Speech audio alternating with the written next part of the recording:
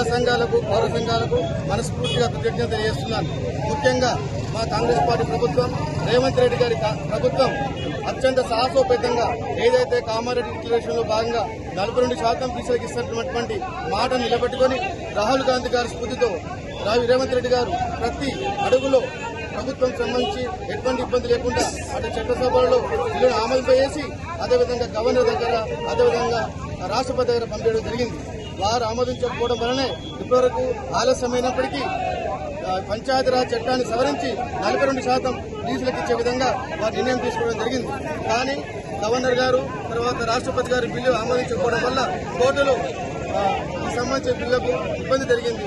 అదేవిధంగా ఒక ముఖ్య ఉద్దేశం ఏంటంటే గత 10 సంవత్సరాలుగా ముఖ్యమంత్రిగా ఉన్నటువంటి మాజీ ముఖ్యమంత్రి వర్యులు కేసీఆర్ గారు, లీడర్ ఆఫ్ ద అపోజిషన్, తర్వాత ప్రతిపక్ష నేత అయినటువంటి కేసీఆర్ గారు ఇంతవరకు బీసీ బిల్లుపై ప్రత్యక్షంగా ఒక సందేశం ఇవ్వలేకపోయాడు.